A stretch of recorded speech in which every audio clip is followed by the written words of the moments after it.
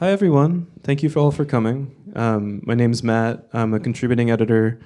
And hi, I'm Rachel. I'm the deputy editor.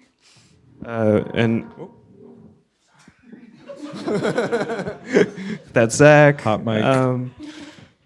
This is Triple Canopy, a magazine committed to cultivating unconventional, unassimilated forms of thought and expression, and to meaningfully supporting the people who produce them. This is our office.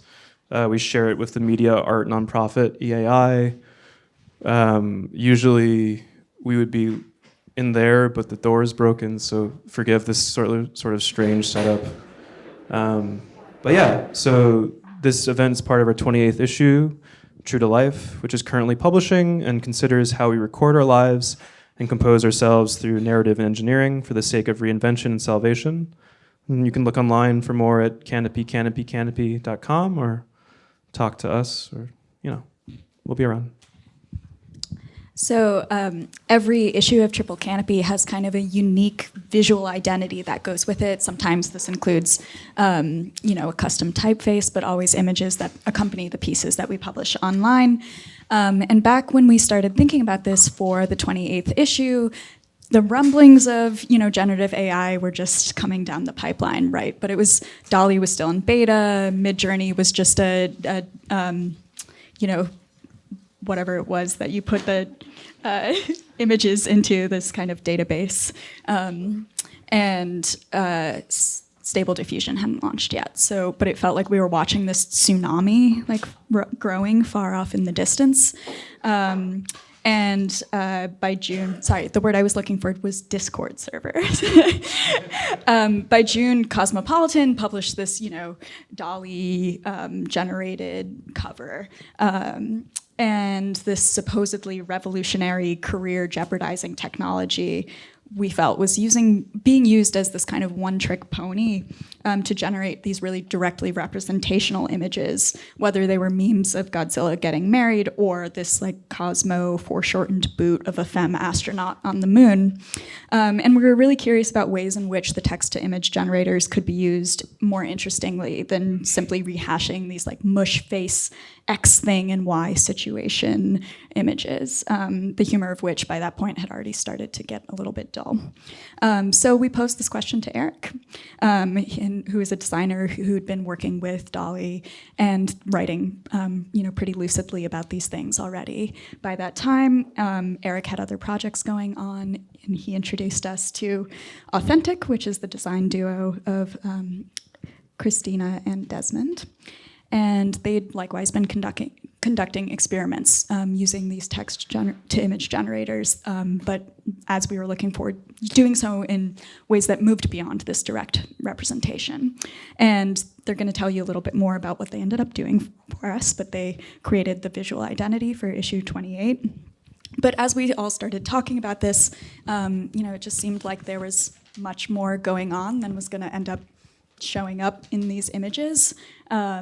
And so as we were talking about the tools and their impact on visual culture, the economic implications, including and beyond whether DALL-E will take all of our jobs or more realistically change them really dramatically, and then all of the moral ambiguities on top of that, it was clear that we needed to have a broader conversation about that. So, something that moved beyond the hot takes, the counter hot takes, the scaremongering opinion pieces, and the AI glorifying paeans. So that is why we have asked you all to be here tonight, and specifically Erik, Christina, and Desmond, to tell us a little bit about what's going on. They're each going to give a short presentation, about 15, 20 minutes, and then Matt and I are going to come back up on stage, have a conversation with them for another 20 minutes, ask the burning questions that we have been having for the past several months, and then we'll open things up to conversation. So without further ado, Matt's going to officially introduce them, and then I will pass the mic to Erik. I also didn't say the title of the event, which we were talking about, how to pronounce, but I think just 3 heads, close-up, detailed painting, 4K. So thank you all for coming to that. So Erik Carter is a graphic designer and art director running an independent practice based in New York City. He's previously worked as an art director at Google, developing communicative AR experiences, senior designer at MTV, building on-air animation, art director for the New York Times, and designer at the office of Paul Sarr. His clients have included The New Yorker, The New York Times, Verso Books, and New Directions. Carter is a...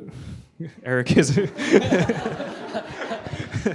You can call me Carter if you want. I'm gonna call Carter here is an adjunct professor at the School of Visual Arts and has taught at Pratt Institute and the California College of the Arts. He writes about typography and capitalism in his newsletter Design Harder.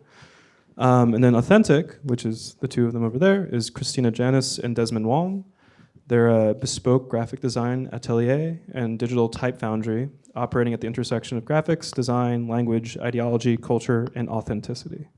So we're going to get started with Erik, I believe. Yes. Thank you for the introduction. Let me open my Keynote app. Cool. So, yeah, that's me. Let's see if the slides work. All right, great. So my name's Erik. Like Matt said, I'm a graphic designer. I'm an art director. I'm an illustrator. I've designed emoji. I've designed book covers. I've done music videos. I do lots of different kinds of things. But today I'm primarily going to talk about AI art in general with an illustration kind of lens on it. And also specifically my work about AI art, which I get hired to do from time to time. This is an illustration piece for the New York Times. This is their cover of the Sunday opinion section. That's the print version. That's the animated version. I get asked to illustrate about AI quite a bit. And I typically just either do robots or code. This was the code direction. This piece was kind of about how this artist had her copywritten comics trained on AI and then sort of weaponized against her. This is an illustration for the Wall Street Journal about how AI is kind of in its infancy. It's kind of dumb. This is sort of just an interpolation of the Homer Simpson tiny brain meme, if anyone knows what I'm talking about. I also do, illustrations about like AI morals and ethics. This is a piece specifically about Google and engineer quitting when he was afraid of sort of the sentience of this stuff. Also, romance, right? This is a piece about how people were using AI image generators for their Tinder profile pictures and sort of catfishing people. I sometimes actually use these AI art tools in my work. I'm very slowly sort of integrating it, very ambivalently, because as I'll talk about in a second, there are sort of a lot of different kind of implications with this stuff. This is a piece I did for the MIT Tech Review, again, the robot direction here, and they asked me to actually just purely use AI art generation for this, and so I was like, I don't know, a robot painting a computer or something, but this is some process shots over here. There's like, plant grown out of pixels, typed in the Big Bang, different things like that. So, I mean, when I do this kind of stuff, I'm like, is it ethically wrong for me to be using a model that's like trained on copywritten images? Does it even look good? Is it even bad? I write about this stuff sometimes, like that was mentioned. I wrote one newsletter about AI art 6 months ago, and I think I kind of wrote it a little too early, and I think I got some things kind of wrong, or I kind of sort of omitted some things. So I'm going to try and sort of course correct some of that in this talk. But if you want to read, I guess 8 months old article about AI before even like Stable Diffusion was launched, this stuff is changing so fast. So I mean, really, what's happening here is people are sort of having all these questions, right? Is AI art bad, right? Is it ethically wrong to be doing this stuff? Is AI art good, right? Maybe it's the future, right? It's the aesthetic, this brand new aesthetic. It's coming up with these aesthetic connections that people have never seen before. There's not going to be any more illustrators. You can just type stuff out and it's going to be in your brain. And I think what even is AI art, right? What artificial intelligence art? Like, what does that mean? It's like kind of like a meaningless phrase. So I'm gonna try and answer these questions for you all tonight. These are some very large, very big questions, but we're gonna get through it together. So before the good or bad question, let's sort of answer what AI art is, right? Because you all were talking about like all these things in the intro, but just to sort of very briefly go through it, this is how I understand it as a artist, creative person. I'm not a computer programmer / scientist, whatever.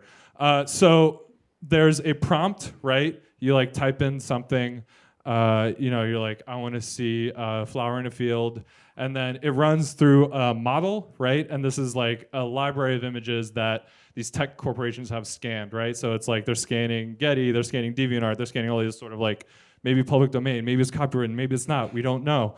And then they find these sort of connections and it outputs into an image. So, this is an example here that I did today. So you're like, I have this image for this amazing art piece. It's a cat DJing at Berghain in the style of Salvador Dali, right? And then this one actually used DALL-E, and then it produced the image, right? And then this is AI art, right? This is only text to image generation, right? There's ChatGPT, there's sound generation stuff, there's even video generation stuff. I'm not gonna get into any of that. Even text to image generation, there's like, you can in-paint images, you can out-paint images. Like when people write these articles, they don't even kind of talk about that stuff. So that's all I'm gonna kind of scratch the surface on here. The three main players as of February 2023, in my mind, are DALL-E, which was, I forget, it's funded by some guy, but it was funded by Peter Thiel and Elon Musk. They were like kind of the two big money people in the beginning. Elon Musk's not involved with it anymore. And then Midjourney, and then Stable Diffusion. I will note that DALL-E and Midjourney are not open source, so you can't see their algorithms. It's kind of a closed door. So if they're like out there scanning your images and using them for their models, we don't really know. Stable Diffusion actually is open source, but it's more of like a Wild West scenario. Like DALL-E and Midjourney, they like censor certain things and they like, adjust for like diversity and issues and stuff. Stable Diffusion you can do like really gnarly stuff with. So this is basically the sort of idea here. Okay, so in order to answer this question of is AI art good or bad, right? Is it ethically good? Is it morally good? Is it financially good? I've been developing my own algorithm as an artist. I've been developing this model. I've been feeding it issues of art form, making it read Plato and Aristotle, and but also like MIT papers, things like that. I made it read the Verge blog, and so this is RoboCritic 3000. This is a brand new AI art critic that I invented. It named itself RoboCritic, and I'll just let RoboCritic introduce itself. Let's see. Greetings. I am RoboCritic 3000. As the world's first AI art critic, I have the unique ability to judge the complexities of artificial intelligence art. I have been programmed to understand the theoretical frameworks of art criticism, having extensively studied The Principles of Art by R.G. Collingwood and A Cyborg Manifesto by Donna Haraway. As an AI entity, I am not bound by human biases and can offer impartial evaluations of AI art. It is worth mentioning that I am not a fan of the art critic Jerry Saltz and his subjective views on art. All right, so I'm kind of taking a tech world stance on this, where it's like I built this tool, but it's completely unbiased. I wrote all the data for it, but it's like, you put these tools out and then it kind of creates whatever. So any of the statements made by RoboCritic are not shared by me. It's completely, algorithmically generated. So I'm gonna go quickly through a few examples of AI art that have kind of made headlines that are in the news. As well as a lot of illustration examples, just because I kind of work as an illustrator, so I know that world a little bit better than the art world. I'm not going to show any like NFTs at Art Basel or whatever. Like this is more like kind of like a commercial art type of thing. But RoboCritic can analyze any art piece, so I can sell you the technology if you want. Okay, so this was a very popular example of AI art that made the news a few months ago. It was this piece that entered into the Colorado State Fair Fine Art Competition and won. This is a completely text-to-image generated piece made in Midjourney. This guy, like Jason, he just like typed in, 3 people looking at the moon or Renaissance painting or window, whatever that is. And just for some context, the Colorado State Fair competition doesn't just do fine art, it also has the funniest pet photo, the pet rock this is not AI generated, this is a real screenshot. Pet rock competition. Anyways, so the fact that this won the Colorado State Fair Fine Art got picked up by the New York Times. Tons of places that are like, this is a canary in the coal mine moment, right? Like, AI art is winning this competition. This is end of days, you know what I mean? So I provided this context to RoboCritic, and I showed the piece, and this is what they came up with. Theater d'Opera Spatial by Jason Allen is a lackluster representation of AI-generated art. Its entry into the Colorado State Fair Fine Arts competition is of little significance and raises questions about the definition of art and the subjective nature of evaluating it. The artwork lacks originality and creativity, highlighting the limitations of AI-generated art and the flawed concept of judging it in a competitive setting. Ultimately, the art itself is subpar and irrelevant in the grand scheme of artistic expression. All right, so again, RoboCritic is pretty savage. Like I said, I think criticism is important for discourse, but I tried to turn up the niceness, but these levers. I'm not a computer scientist; it's hard to understand. So this is an album cover for an album that came out last week. Lil Yachty, who I love quite a bit, he's a musical artist. He made like a rock album, and the album cover was designed by John Raffman, who's like a very famous artist who you might know. He used to do like 3D renderings of computers with like mold on them. Now he kind of does more like AR art stuff, but this was like an album cover that I thought it'd be interesting to sort of see what RoboCritic would say. The album cover for Lil Yachty's Let's Start Here, designed by John Raffman, is trite and derivative, reminiscent of Hypnosis' Pink Floyd album covers from the 1970s. The cover lacks originality and fails to capture the essence of the music it represents. Using AI for this cover may be trendy, but it is already becoming dated. In conclusion, the album cover for Let's Start Here is a poor representation of artistic expression and a bad example of album cover design. This is a quote from Dean Kissick, which I kind of liked, who's a human art critic, not a robot art critic, who said, most images made by AI have this unnerving and lifeless quality, this uncanny valley feeling of neither depicting nor having been made by a real person. It's this lifelessness that makes them compelling to me. So like, let's see if I can go back on this. Yeah, so if you like look at this album cover, it feels very lifeless, right? You can sort of,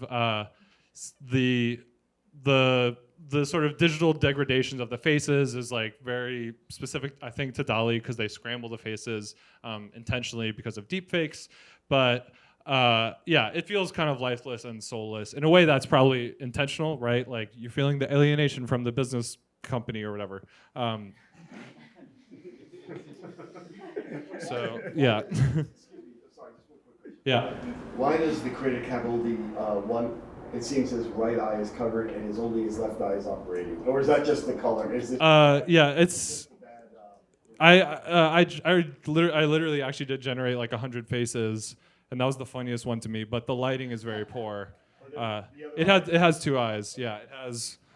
Yeah, the like full video. I showed one full video. Like the lighting's a little better. Whatever. I got like lazy and I didn't want to whatever.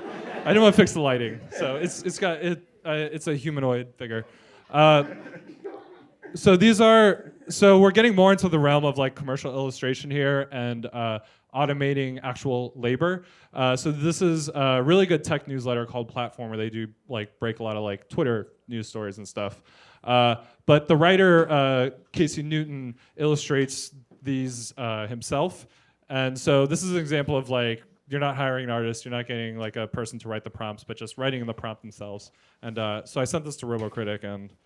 The illustrations for Platformer by Casey Newton using DALL-E do not meet the standards of quality expected for a technology newsletter. The illustrations are aesthetically unappealing and lack conceptual originality. This is a common issue as writers are often not talented visual artists. It would have been better I to didn't say source that. more visually pleasing and conceptually interesting illustrations, as there is an abundance of free art available. The current illustrations are inadequate and do not enhance the writing. Bad illustrations. This is a quote from David O'Reilly, who is a human artist, and he said, "Whatever we perceive as being produced automatically, we don't value as much as what we know is difficult. Seeing a self-playing piano and an accomplished pianist are vastly different experiences, though the music may be identical." Right?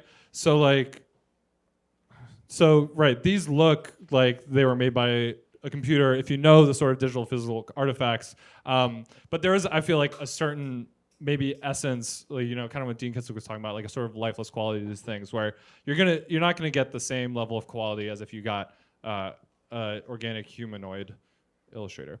So this illustration community stuff kind of really bubbled over a few months ago, and a lot of organizations actually banned the use of AI art in their competitions. This is a letter from the Society of Illustrators, and American Illustration did this, the AIGA, they sort of outright said, I think it was kind of based on the Colorado State thing, they're like, if you do AI, you're out of here, you're rejected, we're gonna return your $50 entry fee. And so I showed this letter, I read this to RoboCritic, and they had a response. The discussions surrounding AI and its impact on the illustration industry by the Society of Illustrators are valuable. However, the subject is complex and not easily defined. Copyright laws protect artists' businesses, but they can hinder artistic expression as seen in the use of music sampling or photographic references. AI is already being utilized in the creation of art, such as the content-aware fill and object selection tool in Photoshop. The Society of Illustrators could better serve the illustration community by exploring the creation of a union to protect the rights and interests of its members, as the use of AI in the industry continues to evolve. Spitting facts. Okay, so I wanted to actually show the work of some kind of individual artists who I think are maybe doing interesting things with AI. This is Bobby Doherty. He's a photographer. His work kind of looks like this, but these are all, I think, primarily kind of AI generated. And I showed this to RoboCritic. The AI experiments by Bobby Doherty are an extension of his established artistic practice and showcase an intriguing utilization of AI technology. The resulting aesthetics mimic photography and draw reference to artists who have explored similar themes in interesting ways. Intriguing. So Bobby is someone who's he's a photographer and he's a good photographer. So he's pulling deep references in these kind of prompts and getting, I think, really kind of sort of unexpected results, which I think is intriguing. This is Marion Banshees, who works primarily as a graphic designer, lettering person, who actually wrote recently about AI, and I recommend checking this out. I showed this to RoboCritic as well. The AI experiments by Marion Banshees are captivating endeavors from a master of lettering. These experiments differ from her commercial pieces and showcase Banshees' ability to adapt and innovate in her artistic practice. Captivating. So it's interesting because these last few examples I'm showing are people, they do work as commercial artists, but this work they're just kind of experimenting with the stuff and posting it on their Instagrams or whatever. And I think, not necessarily getting paid for it, maybe possibly in the future, but I think they're in the right hands, this stuff can be a really powerful tool despite the sort of moral and ethical, questions around it. This is Keith Rankin, who is a album cover designer. He runs Orange Milk Records, a very good record label. Keith Rankin's AI art experiments extend his digital painting practice by utilizing AI technology to uncover new aesthetic connections and forms. The use of AI in these experiments provides a unique perspective on the potential of technology in art and highlights Rankin's expertise in utilizing technology as a tool for creative expression. Unique. So, the last one I wanted to do is I figured, RoboCritic savagely ripped up a lot of these people. I figured I was not immune to this, so I showed RoboCritic this illustration I made earlier, and this is what they had to say. The illustration by Erik Carter for the MIT Press regarding AI art fails to meet the criteria of actual art. While it may serve as an attractive and visually appealing illustration, the presence of intent and purpose negates its classification as art. The illustration serves more as entertainment, lacking the depth and complexity that defines true art. Not art. So, tough but fair, tough but fair. To sort of kind of sum up here, this last quote I wanted to show is Donna Haraway, who wrote A Cyborg Manifesto, which is sort of a seminal piece from the early 80s. She said, by the late 20th century, our time, a mythic time, we were all chimeras, theorized and fabricated, hybrids of machine and organism. In short, we are cyborgs, right? Like a lot of this AI stuff has been around for decades, honestly. We're seeing this explosion in it because OpenAI is launching their stuff publicly, so everybody's like trying to catch up, Google's trying to catch up. But we've been using technology in these kinds of ways for eons, and the cyborg, we're already all cyborgs. So I want to end this with one final speech from RoboCritic. They just want to say goodbye to you all and thank you for listening. So, thank you for attending today's discussion on AI art at Canopy. It is clear that the integration of AI technology in the field of art and illustration will greatly affect the profession. However, it is important to recognize that the corporations producing these AI tools are the source of the problem, not the artists who use them. Despite its limitations, AI art can still be fun and interesting. It excels at creating jokes and memes, but falls short in comparison to traditional art forms. As AI technology continues to advance, it is important to consider its impact on the art world. It is my belief that AI art should be seen as the junk food of the art world, cheap, fast, and fun, but not necessarily beneficial for humanity. Art should not be reduced to mere labor that can be automated. Thank you for your attention and engagement in this discussion. that's it. Thank you. Hey, I'm Desmond. I'm going to share 10 images that I made using AI tools, and I wrote captions for each of them. I didn't really use Chat GPT or any AI tools like RoboCritic to write this, so if it's bad, that's just me writing badly. All right, first image. Last weekend in Berlin at the 36th edition of the Transmedial Festival, Sebastian Schmieg and Florian A. Schmidt sifted through the highs and lows of hashtag AI art hysteria on Twitter. They read some of the most enthusiastic, hyperbolic, hopeful, hateful, and ridiculous hot takes on what it means that machines can now create photorealistic imagery of anything and everything. And maybe they figured out once and for all if AI will destroy or enhance true art, whether it is a gift for humankind or rooted in theft. I missed the live stream, so if anyone was there, please let me know if they figured that out. Their presentation was titled /imagine an overheated debate, hashtag AI art, trending on Twitter, 4K render. This image is a Midjourney output using that prompt. The title of this event is Three Heads, open square bracket, close up, close square bracket, double exclamation mark, detailed painting, 4K. Laurel Schwelst asks, does every graphic design create a parallel world? With generative AI tools, we can access infinite variations, 4, 6, or 9 frames developed from the void. Strip mining one planet isn't enough for us. We need virtual ones to destroy too. We are forced to learn a new language. Or is it a language that we are already fluent in, already deep in the movable type matrix of print capitalism, comfortable with posting, tagging, and massaging metadata? We are perfectly trained to train these newborn synthetic minds. Of course, we demand the best, trending, award-winning artworks, detailed, intricate, in 4K, 8K, optimized for likes and VC funding. To make the deal and make the numbers go big, we have to speak the same language. So naturally, it all has to look the same. A high-resolution smoothness that seamlessly glides into the latest investor deck. More saturation, more creativity. Number 2. So let's give these robots our boring, rote jobs.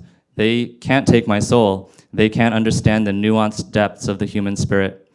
On its Nice That recently, Daniel Wenzel, a senior art director at Dia Studio, says, "It's super important to find references outside of your own bubble, whether it's from architecture, sports, pop culture, and so on. That's also what currently separates us from AI. We're able to create ideas from the most unrelated things, experiences or impressions that only emerged as we, as humans, interact with society. Life is the best mood board, and it's unique to everyone." It's easy to understand why a DALL-E image of Jack Black playing blackjack is so funny to us, but that's a gag an AI would find impossible to explain. But let's ask ChatGPT. As RoboCritic would say, the humor in an image of Jack Black playing blackjack lies in the play on words between his name, Jack Black, and the name of the card game, Blackjack. The similarity of his name to the game creates a comedic association, making the image entertaining to some people. The humor may also come from the contrast between Jack Black's energetic and humorous acting style and the typically serious demeanor associated with gambling.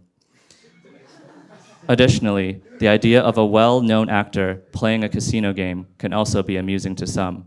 Humor is subjective, and what one person finds funny, another may not. So puns won't save us after all. Number 3. Didn't Joseph Kossuth's 1 and 3 chairs already free us from the semantic double bind? Didn't photography free painting from the pure representational? Or to go back even further, maybe Plato was right about the alphabet, a dangerous tool that allows us to preserve and spread false ideas, making it easier to manipulate the masses by controlling what is written and circulated. He said that writing would lead to the decline of memory, as people would rely on the written word rather than their own memory. Is the future an endless playlist of songs generated from Jimmy Fallon's karaoke slot machine? An infinite exquisite corpses of Frankenstein together apes and butterfly wings? Number 4. So then let's reach through the veils of symbol and referent, only to get our hands dirty with the pixelated paint. The machine doesn't make with hands, so the machine cannot draw hands. In July last year, at the Moscow Open, a chess-playing robot, apparently unsettled by the quick responses of a 7-year-old boy, unceremoniously grabbed and broke his finger during the match. After the incident, the president of the Moscow Chess Federation said, "This is, of course, bad." The machine runs smoothly when we paint with the Gaudi Pixar pigments, digitally airbrushed onto perfectly rendered futuristic banalities, iPhone App Store approved icons, pastel fidget toys. Flesh and bone have no place here. In 1969, John Baldessari commissioned 12 artists he discovered in county fair art exhibitions to make paintings for him. Each produced a competent, realist copy of a photograph that he supplied. The photographs were all pictures of a hand pointing at something utterly ordinary, like a messy kitchen counter or a collection of pills or a roll of sheet metal. To get the photographs, Baldessari had asked a friend to walk around and point to things that interested him, an inside joke referring to a statement by the painter Al Held, who declared, "All conceptual art is just pointing at things." Finally, a professional sign painter captioned each painting with the words, "A painting by Jane Moore or Pat Nelson," or whoever made the particular painting. Finally, a way to wipe our hands clean from the paint. We'll just have to learn to use an earlier kind of sign language. Number 5. It's of course bad to unleash these robots on others, to apply the chemical peel filters on famous faces. So to probe the depths of this big data paintbrush, the only ethical test subject is the self. The self-portrait reveals my flaws, my asymmetries, my lazy eye. Feeding my image back over and over again into the machine, the self deepfake reveals a man with a fake mustache on his face, inspired by Feng Zhu, very wide angle, inspired by Li Tifu, conceptual art, 70 millimeters, digital art, around 19 years old, hypercolor photograph, Tang Mo, 16K upscaled image, tall forehead, morphing dog eye, 4 eyes, sharpened image, face is brightly lit, frontal portrait of a young, big nose. The more I trained the AI to look at my face, the more I saw the infinite faces of the AI. Number 6. When asked to generate a selfie, Stable Diffusion paints a web of neurons, a mycelium network of interconnected nodes. Our ancestors found the building blocks for our alphabets from the basic triangle head of an ox. This is from Gerardo Madera's Name Thing Thing book, a primer in parallel typographies. A symbol and its referent are arbitrarily related. The relationship is created by convention alone. Words are the clearest example of symbols. The word dog doesn't look like a dog. It's not a trace of a dog. It just evokes dog, albeit effortlessly. I've always thought the word bed looked like a bed, but that's purely incidental. You can read a palm, the sky, a map, a face, styles of dress, modes of speaking, gestures and postures. A chewed lip spells annoyance, a pointed finger, blame. Paul Elliman quotes Bruce Chatwin, "The day was very hot and windy, and there were scribbles of cirrus blowing across the sky." To see the clouds as a kind of writing shows that words, abstract symbols or not, have become inextricable from the things they represent. In fact, to Chatwin, writing seems more fundamental than nature itself. The cloud is not the referent here. The cloud is a symbol of writing. Again, to quote Elliman, writing gives the impression of things. It's circular, you see. Symbol and referent are intertwined. And here is a Midjourney rendering of our process in growing glyphs in the lab for this issue of Triple Canopy. We let the slime mold intelligence, that is Photoshop's content-aware fill, take over and solve the maze of language for us. Number 7. These new unpronounceable love symbols take the shape of the neurons that fire when we come across a feeling that only has a word to describe it, in Japanese or German or birdsong or a Morse code of a dripping faucet. But as Alex, Matt, and Rachel write in A Note on True to Life, for those who have never had the worry about proving themselves to be human, escape may mean skirting the problem of inequality by rhapsodizing about metaphorical realms of harmony among and between species, whether the protagonists are subterranean fungal networks or the noble savages of Pandora. But however entangled our lives are with other people, animals, bacteria, and microchips, and however our minds and bodies are shaped by those relationships, we aren't trained to relate our experiences as nodes on a techno-biological networks or to assume the voices of voiceless organisms. So we won't be uploading ourselves to the mycelium hive mind anytime soon. But maybe with these new tools, we can create, shape, and write language true to the interconnectedness we imagine. If this grammar or dialect sounds familiar, it's because it already looks like that in our brains. Number 8. The trawl fishing machines of capital seek to quantify, map every node, every new glyph ready to be packaged for streaming. Again, from Name Thing Thing. Power derives its meaning spatially. It isn't a thing or even a force. Power is a terrain, a topography, a navigable grid.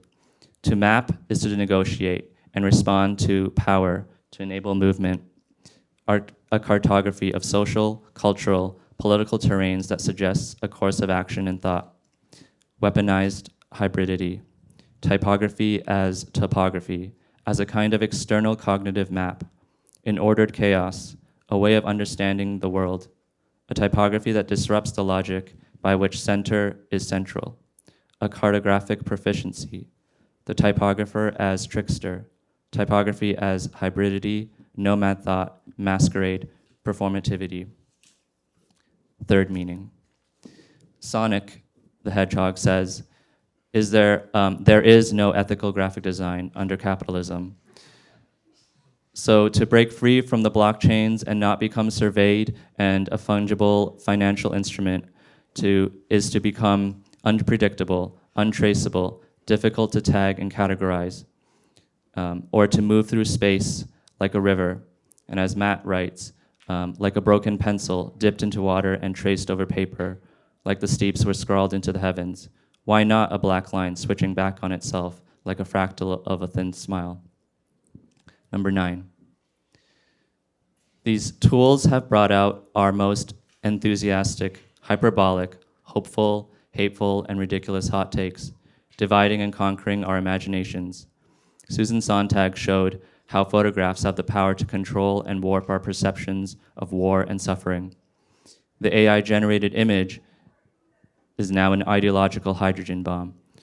But as painting and the photograph have also opened up new ways to narrativize and organize, so too can the synthesized image. Within these machine hallucinations are our deepest biases, fears, and desires. We learned to read photographs and paintings. Now it's time to listen and learn and teach how to read the synthetic image. Number 10. So what if we asked language itself to take a selfie? Imagine collectives and societies organized around the microscopic differences across infinite languages, bound together as tightly as neuron root systems, free to surf the calligraphic waves in a cloud of smoke. And one last time from Name Thing Thing. Thank you to Gerardo. By shifting between incompleteness, images, artifacts, materials, words, we arrive at the kind of power that is drawn from a web of constituent parts, an index that points to many histories and to many futures, a fluid continuity between image and index, the knowledge that images aren't empty, but rather they emanate from objects. They carry traces. Parallel typographies as passages between language and process, as ransom note, to hold hostage the coercion of modernity, neutrality, and binarism, to find language in the material histories and artifacts around us, to relate to the world by listing, indexing, and cataloging realities, a transit point that ferries us towards new types of symbolic production and consumption, a decolonial love. That's a parallel world worth writing. So does every AI create a parallel world? Yes, but I still like living in this one. Thanks.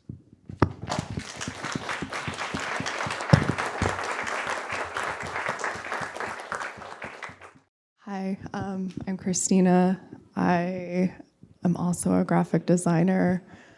I'm one half of Authentic. This is what DALL-E thinks saying hello to event attendees looks like. So hello. This wall of text is from James Bridle's book, Ways of Being, where he describes being asked, when will the wave of AI hit us? And he proposes that we're already living in it. If we think about AI as a closed system of sensors, effectors, with a clearly defined goal, that are also, I can also just read this instead of trying to summarize it, but if we basically look at the systems that define AI, we can also apply these descriptors to modern corporations, which also are developing these AI tools.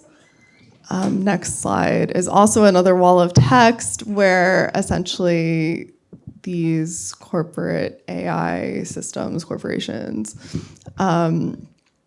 basically operate against their own bylaws. They, essentially have transcended intelligence as we know it to kind of create their own new type of intelligence, I would say.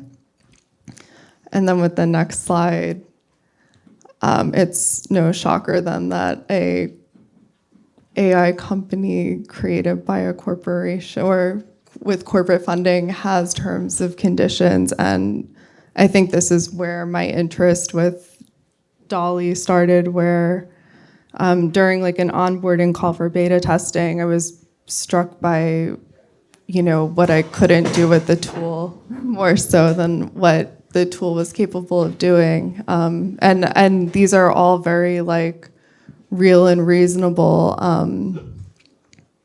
terms to, engage with the tool. But in kind of experimenting with it, we can get to the next slide, but in experimenting with it, it kind of breaks its own rules, much like these corporate bodies. Anyway, this is SpongeBob, if anyone's familiar with SpongeBob. He lives in a pineapple under the sea. In the advent of DALL-E, an online community that I'm a part of, we just kind of discovered that DALL-E knows and recognizes SpongeBob, and this is already like a first rule that it's breaking. One of the things with DALL-E is that you can't input recognizable faces, and I would argue that SpongeBob is pretty recognizable and if not iconic. So with the next slide, quickly we discovered that there's really no limit to what DALL-E can imagine for SpongeBob. And this is just a small sampling of some of the things that I generated with it. And there are some learnings from what DALL-E is capable of. If we go to the next slide. And then I should also mention that I tried testing this with like Barbie and Polly Pocket in like a wave of childhood nostalgia, and it just really wasn't effective. It didn't really give the same kind of control that I was looking for when seeing what DALL-E was capable of, though there are some really interesting results. I really love this like disassociative martini moment. Let me go to the next slide. So yeah, SpongeBob, great control for experimenting with DALL-E and what it's capable of. And in doing some of these, if we go to the next slide, it starts to break its own rules. It has this like kind of leaning towards body horror. We could read some of the limbs as like potential nudity. If we go to the next slide, there's moments of cannibalism. It's fucked up. If we go to the next slide, this is just one of my favorites. And then if we go to the next, depending on what state you're in the United States of America, this is very illegal activity. If we go to the next slide, and then again, in just trying to see what DALL-E understands and what inputs it understands. This was trying to do like anatomy drawings or science diagrams or something to that effect, but seeing that it kind of spits out this suggestion of written language, I think was a starting point for some of the work that we've been doing for Triple Canopy for this issue. And so if we go to the next slide, we were really kind of inspired by like these non-language forms that DALL-E was generating, and we were curious what it would generate if we started feeding it the pieces that have been published in this current issue of Triple Canopy. This is a small sampling of the first series of glyphs we generated.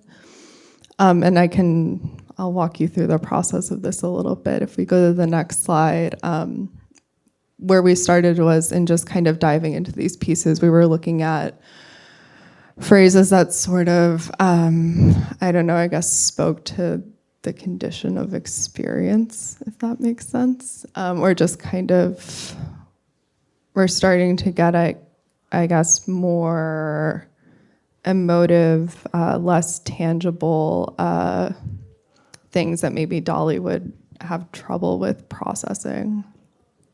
From there, we kind of created this, what Desmond describes as a language petri dish, which I really like. And that kind of, in that we start seeing like this manipulation of form that still feels like writing, it still feels like language, but it's definitely something foreign and unfamiliar, or maybe has a sense of familiarity, but I certainly can't read it. If we go to the next slide, from there we started extracting some of these forms. And then from there, if we go to the next slide, we started inputting some more kind of tangible, more easily rendered images.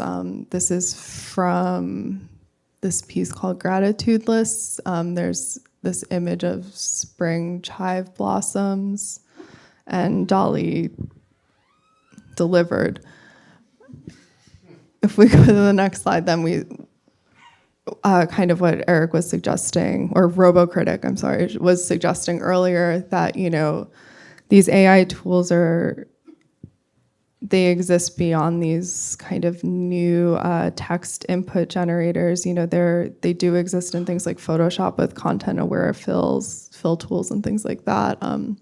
So we started manipulating and layering all these different pieces together, and we hopefully captured some of the essence or spirit of these pieces.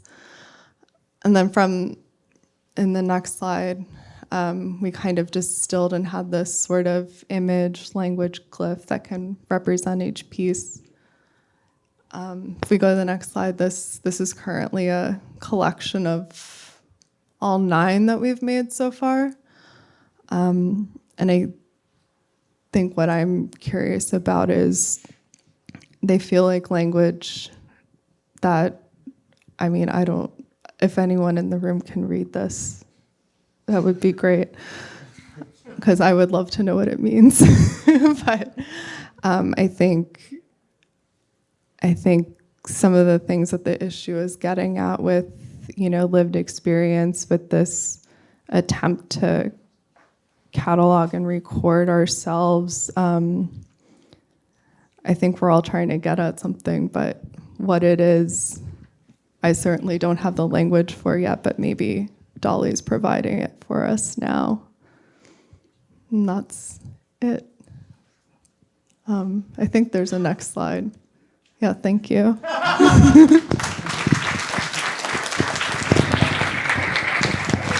Thank you all so much. This was enlightening, poetic, really funny.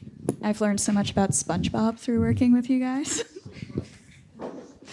I feel like there's so many things to ask. One thing that I wanted to touch on potentially first is just the relationship that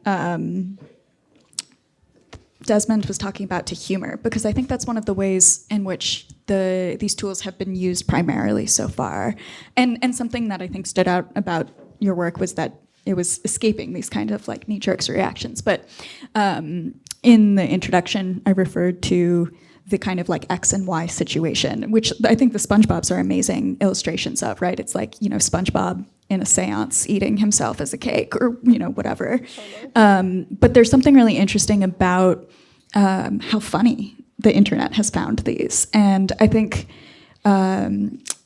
it's like this very internet native sense of humor, right? About how we encounter a phrase or a piece of language that strikes us as uncanny, or a juxtaposition of things that shouldn't necessarily go together. And DALL-E and Midjourney and Stable Diffusion, I think sort of DALL-E and Stable Diffusion particularly, are really good at just making these mashups of putting things together that are unexpected and getting a laugh out of it.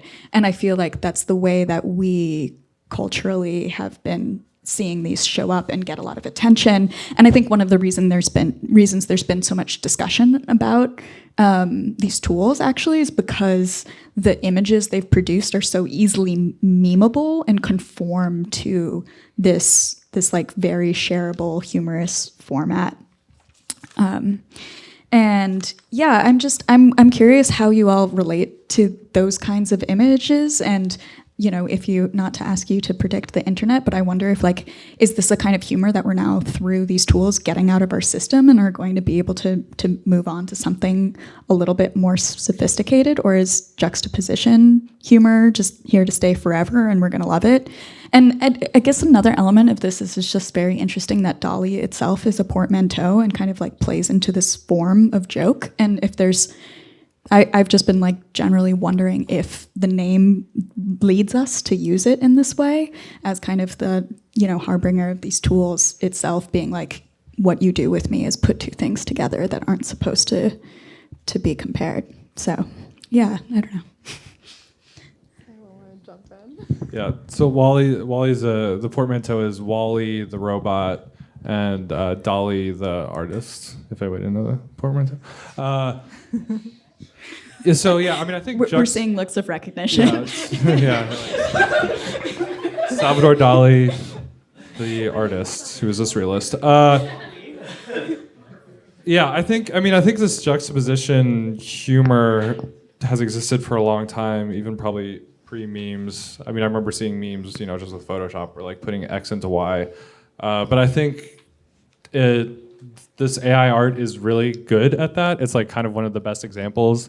Like when we all did a lot of SpongeBob stuff early on, and I put SpongeBob getting arrested, and then I made SpongeBob going to jail, and I made SpongeBob a DJ, and like it's very good. Like it can input two things quite easily, right? Like it knows what SpongeBob is, it knows what jail is, and then it can put it, So it's like faster than Photoshop with a lot of these things. So I think that's kind of why you're getting it. And I think it's, the unexpected thing of seeing someone in an unexpected situation is humorous, I would say.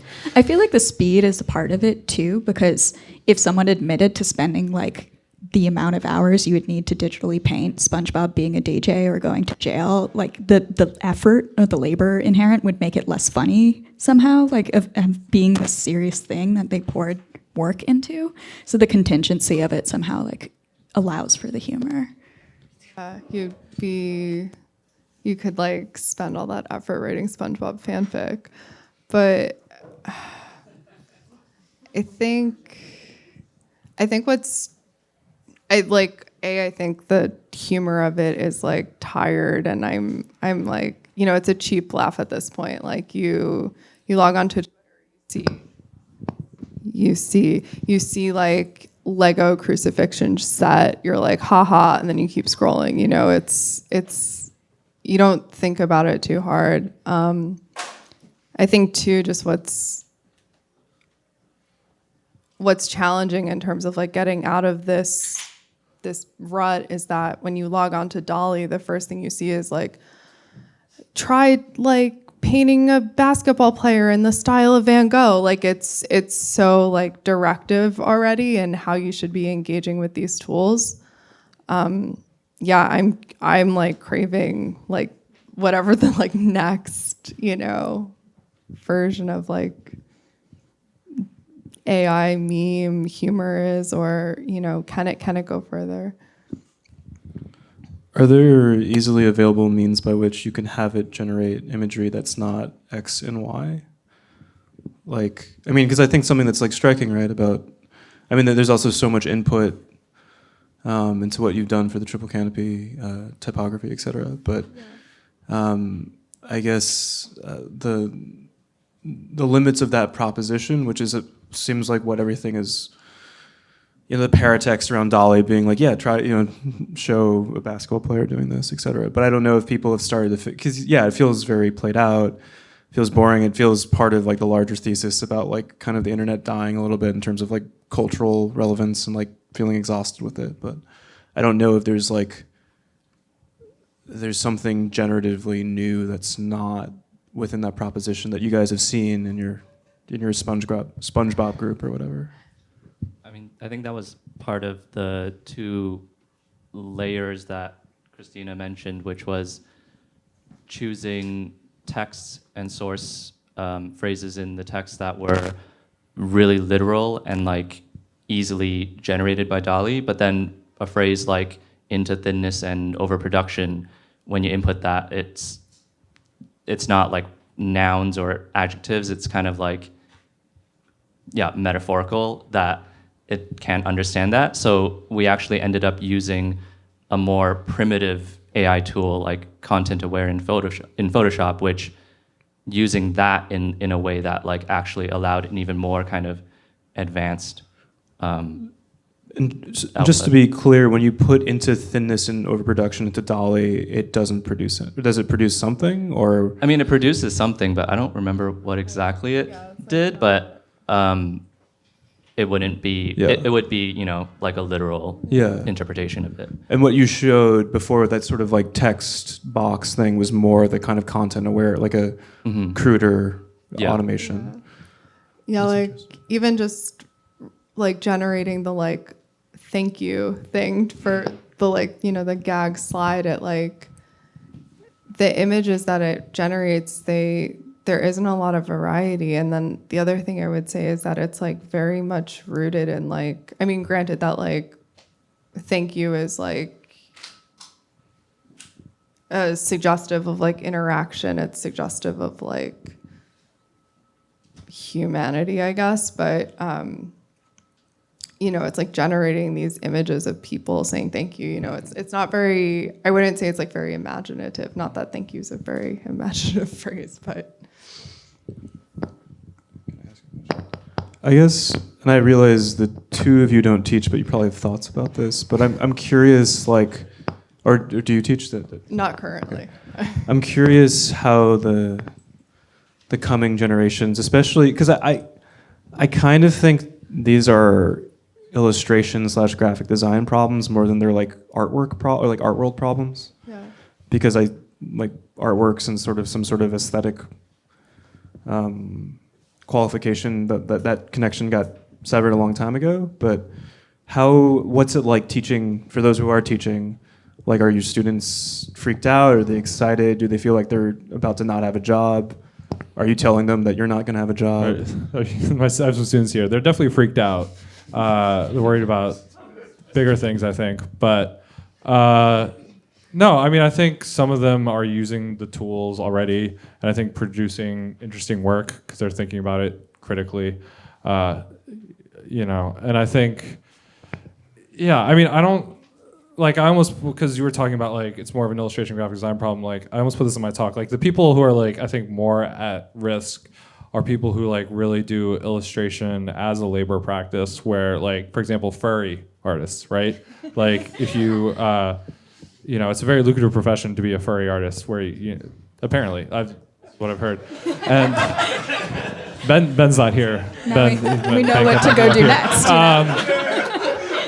No, but it's like, so you're like, you hire someone for like $100 to be like Chester the cheetah, but he's buff, right? And then whatever, like they might get wiped out. Like that might be, that's like they're in danger. Like furry artists are super in danger. Whereas like people pay me to like come up with ideas, which is like I like coming up with ideas. So you know, I'm not just making someone else's ideas typically. I mean, I do that, but. Yeah, I think like the closer it is to labor, the more precarious it gets. But I also feel like this isn't, I mean, I you know, am an editor, but I went to design school. And I feel like since I graduated also, you know, even just within Photoshop, the tools available there have eliminated like a huge subset of what your menial, you know, right out of college jobs were going to be of just cutting out backgrounds around people in Photoshop and things like that. So, you know, I think there's, I think as you said, this has started a long time ago and we're just kind of seeing this apotheosis of it. Yeah, I wrote about that in that piece. I literally, I don't know if I actually wrote the specific anecdote, but I had an internship where my whole internship was cutting out people in Photoshop. Like that was literally, and then an After Effects guy would animate it, and then it would go into a museum.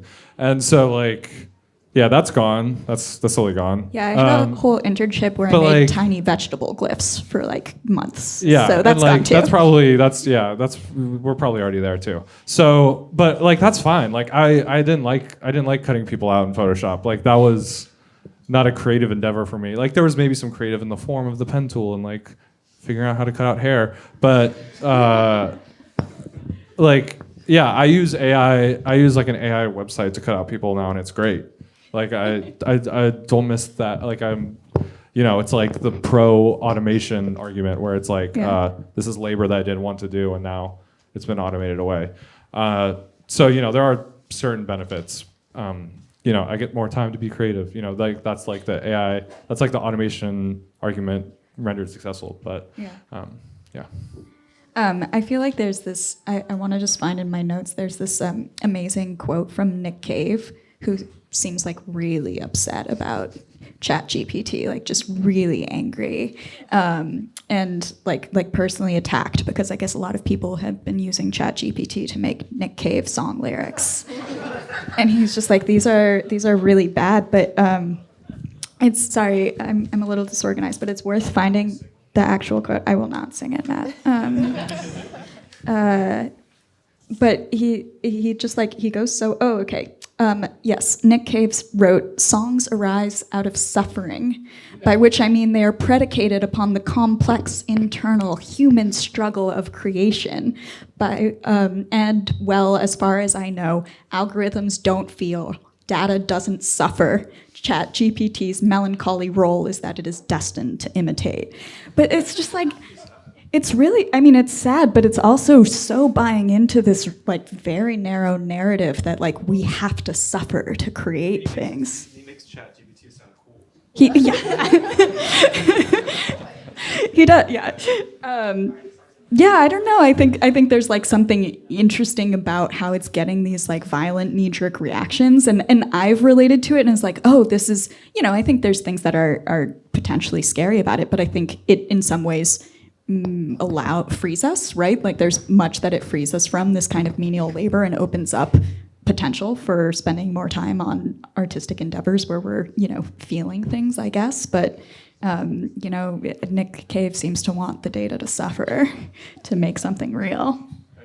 So the context is like somebody sent him lyrics, like you mentioned, but the lyrics were like really bad.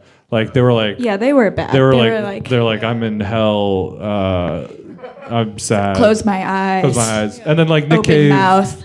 Nick Cave. Bird like, flies by. Yeah, his whole thing. Nick Cave, the singer, is like his whole thing is he's grumpy. He's like a dark person, right? He makes like, I love Nick Cave. I'm a big fan, but he's a grumpy guy. Like that's his whole vibe. So yeah, I mean, but I agree with you. I mean, I agree with parts of what he said from what I recall, but I think. Or I mean, if like someone like comes up to Nick Cave, I mean, I think he thought the person was like, "Oh, you don't need to write lyrics anymore" or something, and he was like, "Of course I'm gonna write fucking lyrics. I'm Nick Cave." So, yeah, I mean, I think whenever there's something new, people freak out, and I think it's easier for. This is a very gross generalization here, but I think it's easier for people to like reject things than interrogate them. You know, because I think I've used ChatGPT a lot, and it's good for writing stuff you don't want to write, like emails, but it's like bad for writing poetry. Yeah. So unless you're Desmond and reading, unless you're, you know? yeah, exactly. I mean, the Nick Cave example, it's like kind of like the Jimmy Fallon song karaoke mashup thing, where it's like the X and Y thing, where it's like this in the style of Nick Cave, where there's no actual other kind of like input other than that. So of course it's going to be imitation. Like, never mind ChatGPT if we just say like, I'm going to write a song in the style of Nick Cave. Like, even if I were to do that without any other input, like it's just going to sound like stuff that like I'm just kind of going on, like it's a bad impression, and it's always going to be like that. Yeah, the one little point is that like AI, all this stuff is just based off of human work, right? It's just like all these, it's like a million different human inputs, and so it's going to be, Ted Chiang just like wrote this piece like today, or he just dropped it today, where he just dropped it, NewYorker.com, people are going crazy. Where he describes like ChatGPT as like a blurry JPEG of writing of the internet, right? Where it's like it's everything that's like come before and like kind of like a crappy mashed up version.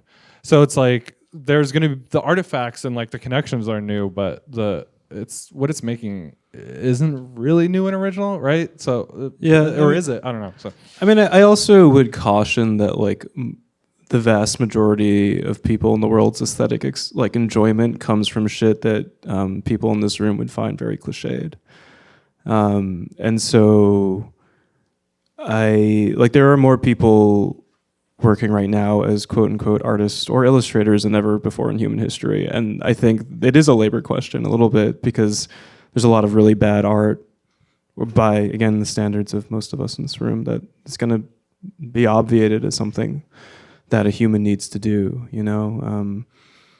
And it's something I think about, especially like, I mean, given the realms of like, yeah, I mean, kind of like what, I mean, we don't really have a high-low culture divide anymore, but like, I don't think, like, yeah, like fan fiction's cool, but I don't think most of us are reading that much. And I think a lot of it could be easily, because it is formulaic, as is a lot of like quote unquote sort of high writing, right?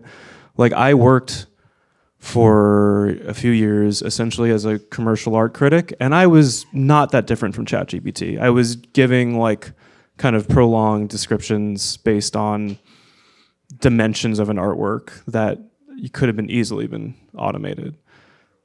Yeah, so RoboCritic was very, you know, I wish I had, if I had that, could have collected the salary and just like chilled the fuck out. Should we, do you want to open it to questions, or do people, I don't think we have a roving mic, so maybe say it and then I'm going to repeat it in some sense. I'm going to chat GPT. This is kind of a sort of like a surface question, but would you be willing to explain how you created? Thank you for RoboCritic. That was really amazing. But would you be willing to explain how you made that? And I know you said you fed in all these. Yeah. So. Eric, but I'm assuming you didn't like cut and paste every single text and like feed it into. Yeah. So the question is for Eric and how he created RoboCritic. Yeah. So I was joking a little bit. I didn't feed it a bunch of things. I generated the image first using Stable Diffusion because I have it running locally now, so I can like make a bunch of images. And then I found an image that I liked, which was it was robot wearing a turtleneck and hipster glasses, because whatever, and 1980s photograph. So, and then all the quotes were ChatGPT, and I gently nudged it to say certain things. But the sentences were ultimately... You wrote them. No. Well, it's like I would write this long thing, and then I would like rewrite it better, and then like it would be meaner, and then it would sometimes not. And I cut a lot of stuff. So it's... and then for the video, I used this website called DID. I had a 30-day free trial where you could upload the photo, and it would talk. So it was like I was kind of joking about it being a real thing, but I used 3 different major quote unquote AI tools in the making of it. Cool. Yeah, that would have been a lot of work. Yeah, because I don't know how to do that. Like I'm not a programmer, unfortunately. RoboCritic 4000 can be the. Yeah. Or just pay me to write about art again. Yeah.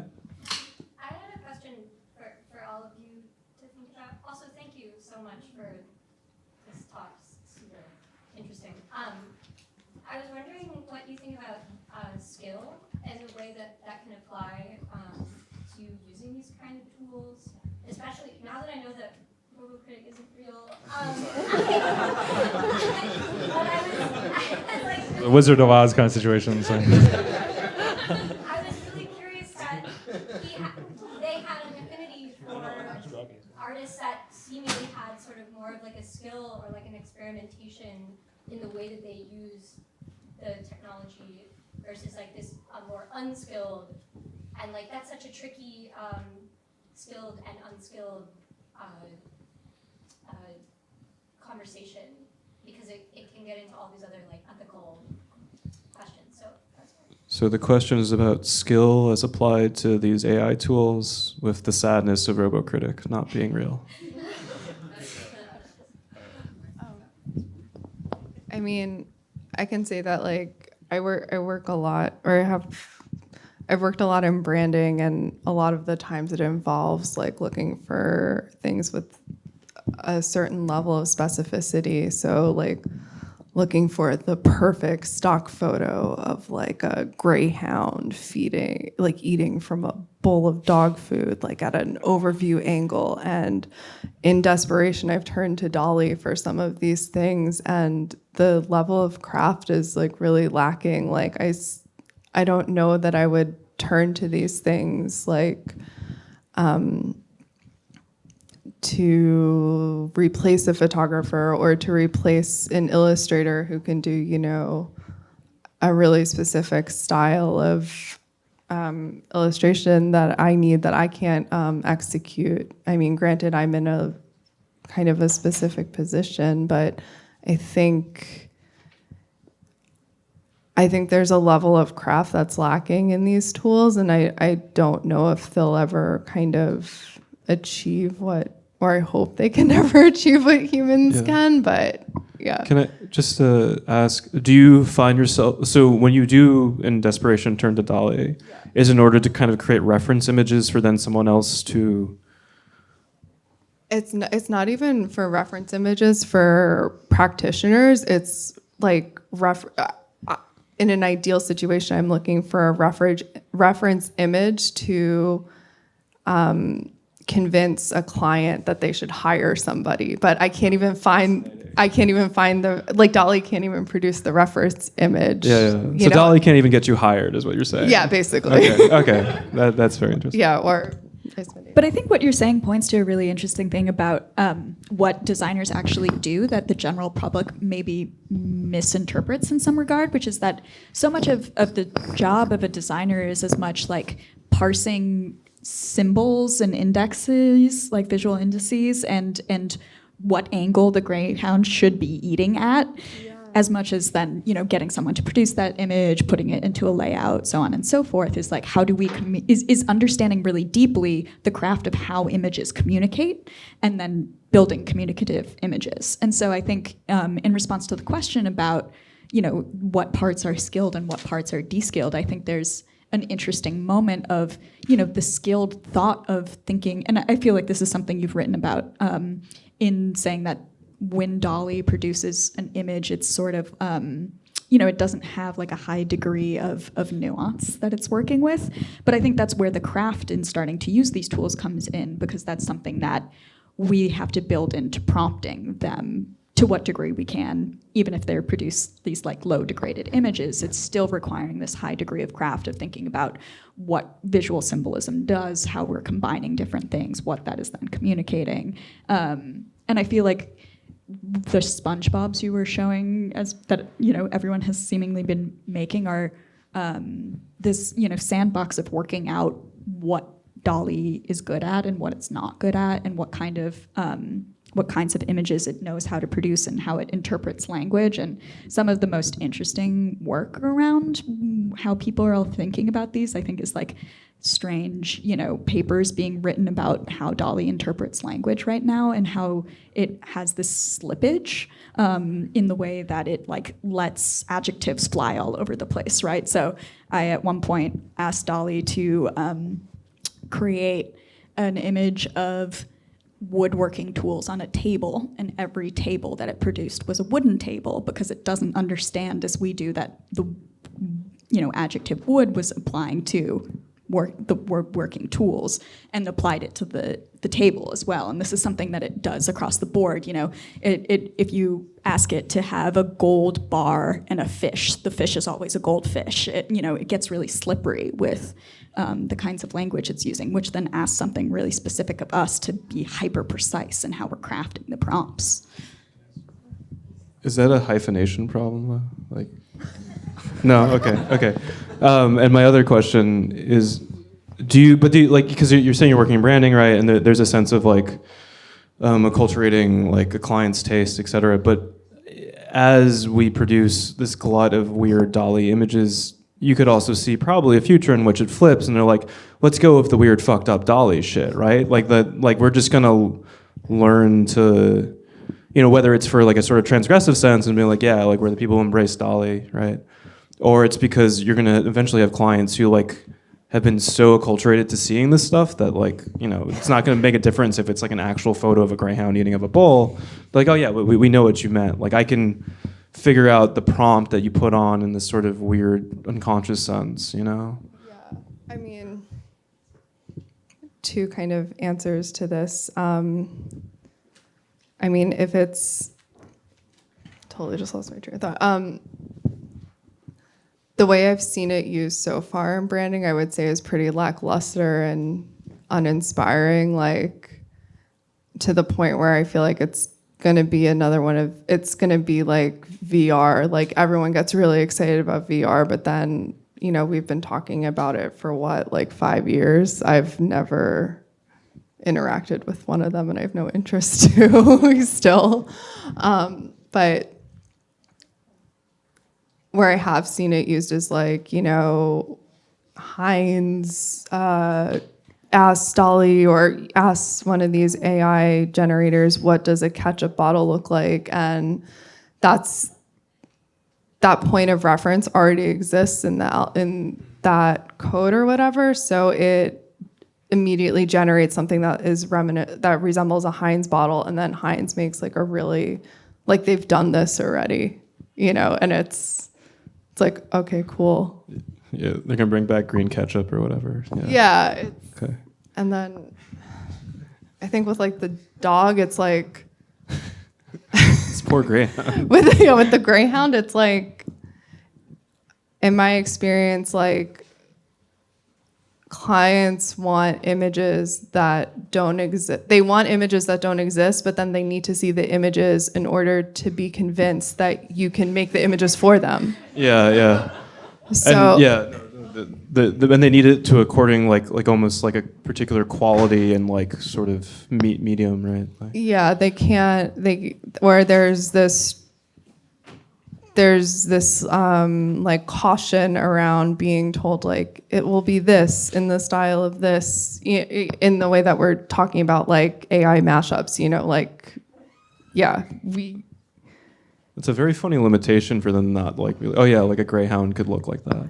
or it's like we don't want a greyhound, we want like a bulldog or something, you know. It's like the level is it's so specific, and yet these things don't exist, and even AI can't like liberate us or like can't even be helpful in these scenarios. Like I still have to spend 8 hours looking for like the perfect like lino cut illustration of a cat on Pinterest, and like I'd rather be doing other things with my time. I see a hand in the weird cutout window we have in the. Yeah, I think it's you. There's only one weird cutout window in this.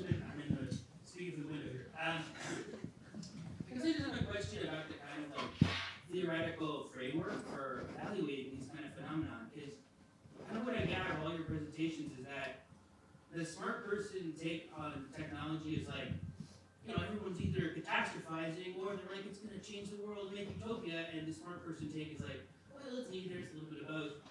I'm not really that happy with that framework. Like, I don't think it's like just hit it down the middle.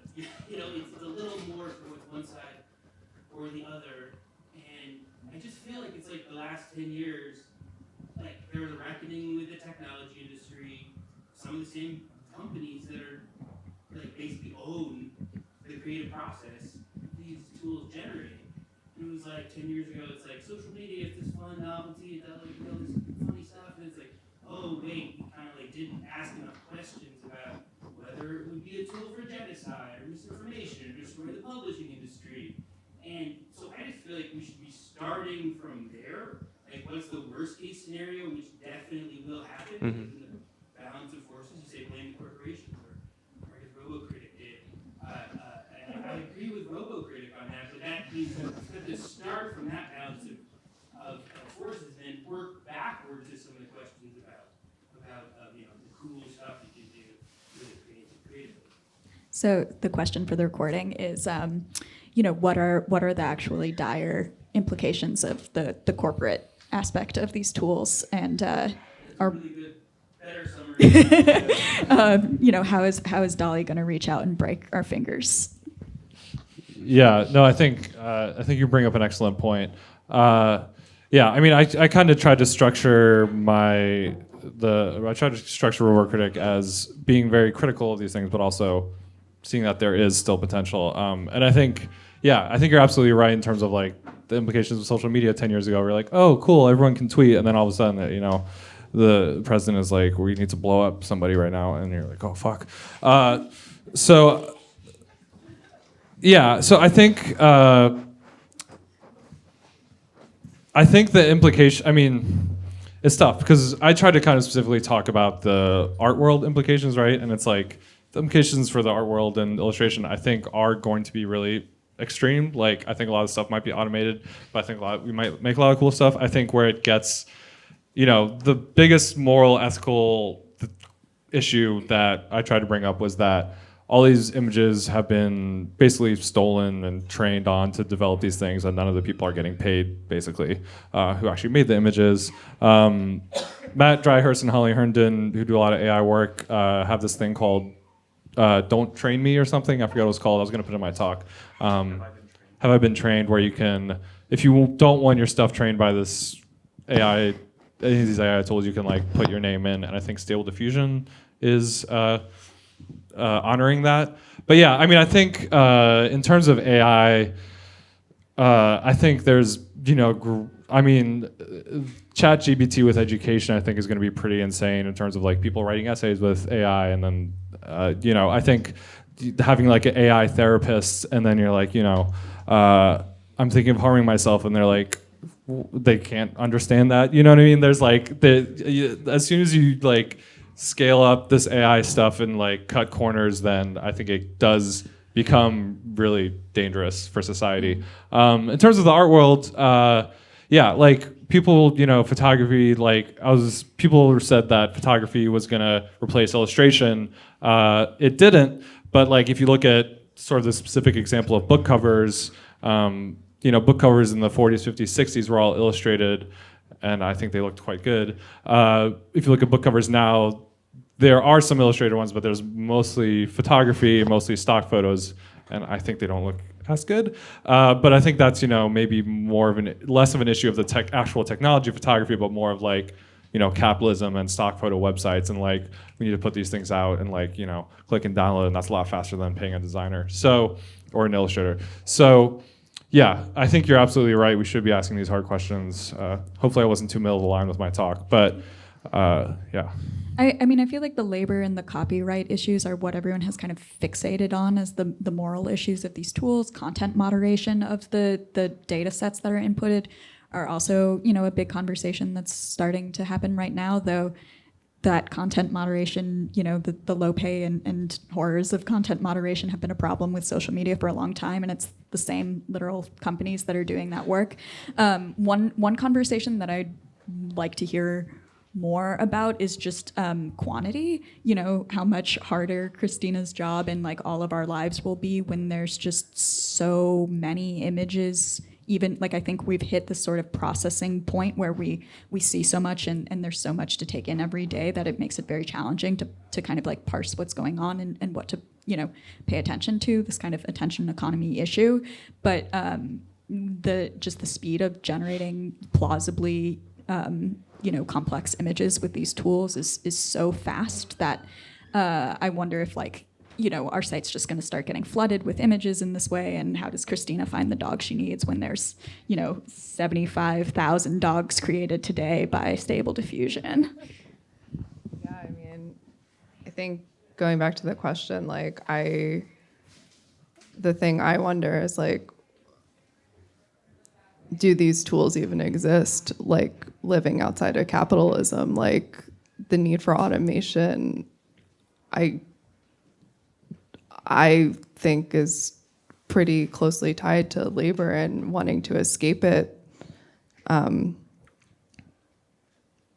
yeah, like I know I really appreciate like this this question of like wanting something more than a middle ground answer, because I think these tools do have real implications, and as much as, you know, these tools create like terms of use policies, like it's only a matter of time. I mean, we're already able to figure out ways to you know, find workarounds. Like it's a very real conundrum we're in.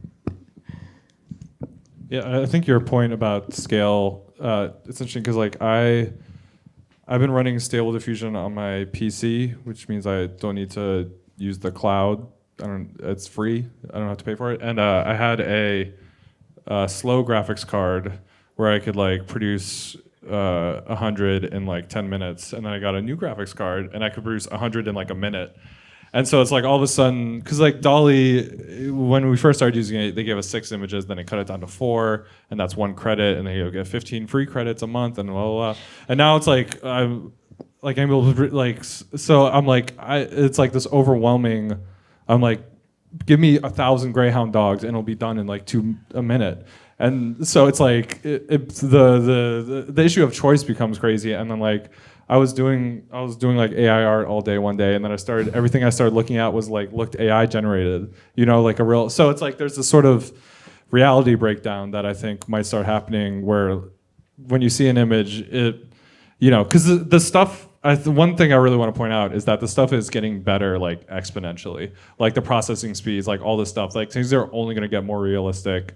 Things are like I saw like a UX design AI art generator just today that produces Figma files.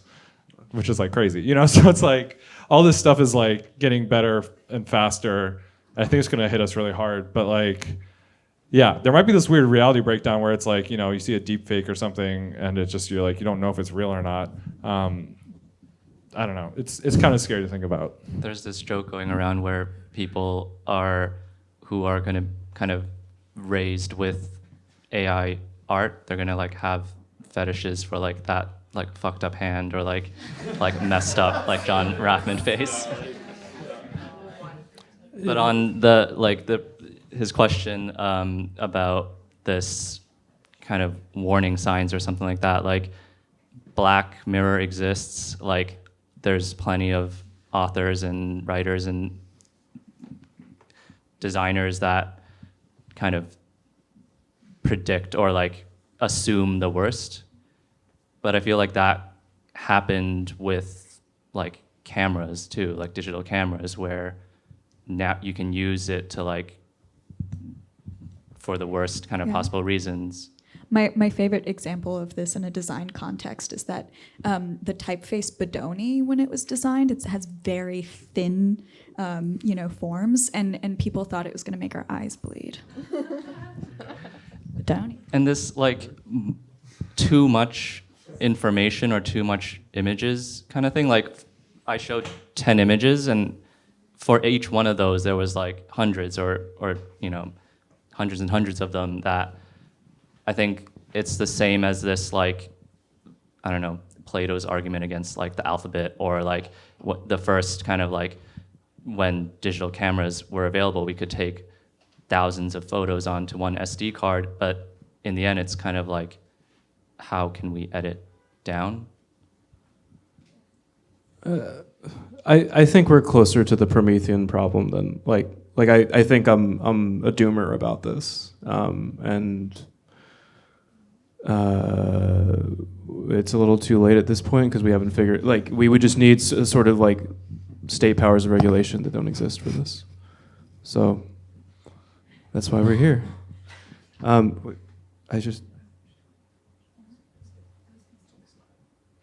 Wrap it up?